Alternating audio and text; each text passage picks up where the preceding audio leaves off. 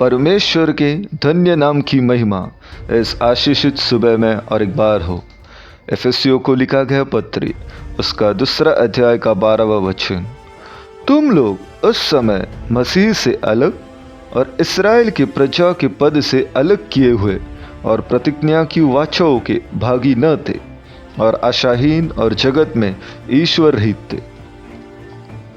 इस आशीषित वचन के आधार पर अविस्मरणीय बातें इस विषय पर मनन करने आज हम प्रभु में शरणगात होंगे।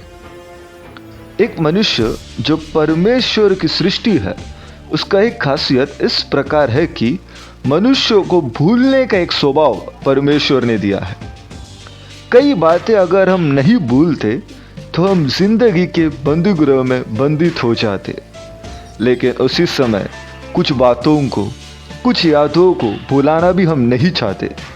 वो न भूलने के कारण हम जीवन के नएपन में जीने वाले बनते हैं।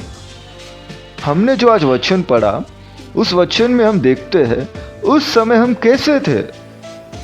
अगर हमने वो याद किया तो इस समय परमेश्वर ने हमें जो पद दिया, यह सोचकर वो स्थिर रखने वाले हम बन जाएंगे। यहां प्रेरित कलीसिया को जब पुरानी बातें बताकर उन्हें जागरूक करा रहे हैं, तो परमेश्वर ने दिए हुए नयापन की प्रशंसा वास्तव में हो रही है।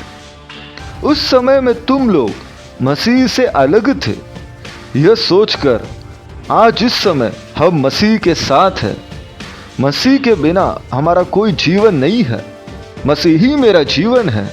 मुझे जीना है तो मसीह, या फिर मरना है तो वो मेरे लिए लाभ है। इस प्रकार प्रेरित का गवाही पाए हुए लोग हैं हम। हे प्रिय लोगों, हम न भूलकर स्मरण करने वाली अनुभव है मसीह के साथ हम जुड़ने के बाद हमारे जीवन में आई बदलाव।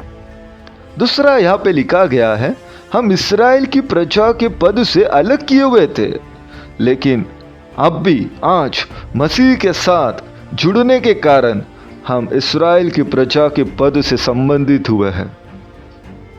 उसका यह मतलब है कि स्वर्ग राज्य का एक नागरिक हमें बना दिया है। गलातियों की पत्री 3 अध्याय के 29वें वचन में स्पष्ट किया गया है, और यदि तुम मसीह के हो तो अब्राहम के वंश और प्रतिज्ञा के अनुसार वारिस भी हो। हमारा स्वदेश स्वर्ग है, यह न भूलकर इस जगत में स्वर्गीय वचन का पालन करते हुए हम आगे जिएंगे। तीसरा हम देख सकते हैं, और उस समय तुम लोग प्रतिज्ञा की वाचाओं के भागी न थे। हे प्रिय लोगों, हमारे स्मरण शक्ति को आज हम नया कर सकते हैं। उसका कारण यह है कि उस समय का पराया अवस्था नहीं, बल्कि आज का हमारा सब कुछ कहलाने वाला स्वर्ग राज्य का परमेश्वर के दिए हुए प्रतिज्ञा की वाचाओं के हम वारिस बन चुके हैं। यह हमें स्मरण करना चाहिए। वायदा के वचन पाए हुए अब्राहम के वंश होकर मसीह यीशु के द्वारा हमें उस अनुग्रहकारी अनुभव का वारिस प्रभु ने बना दिया है। मुझे सुनने वाले भाई बहनों, हो सकता है इस धरती में आपके जो अवकाश है, धन दौलत है, किसी और ने उसे हासिल किया होगा, लेकिन उसमें आपका दिल नहीं टूटना चाहिए। परमेश्वर ने आपको एक अवकाश स्वर्ग में तैयार किया है, और उसके लिए आज हम तैयार होंगे, वो प्राप्त करेंगे।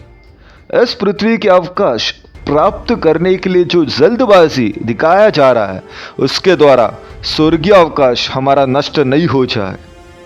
चौथा, जो हम न भूलकर याद करना है, सबसे प्रधान बात यह वचन सिखाता है कि उस समय तुम लोग आशाहीन थे। हे प्रिय लोगों, जरा स्मरण कीजिए, हमारी आशा क्या है।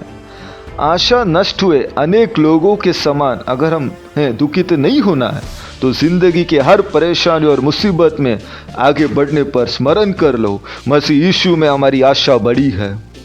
हम बसने वाले इस धरती में अन्य लोगों को सब कुछ होने के बावजूद आशा नहीं होने के कारण प्रतिदिन बिना समाधान के साथ जीकर शंकित होकर जब आगे बढ़ते हैं, हमें आनंद देने वाली एक बात इस प्रकार है कि मसीह यीशु में हमारी आशा क्या है, वो है वास्तव में आखिर में हम न भूलकर जो हमें याद करनी है, एक सच्चाई को बताकर मैं अपने बातों को समाप्त करना चाहता हूँ।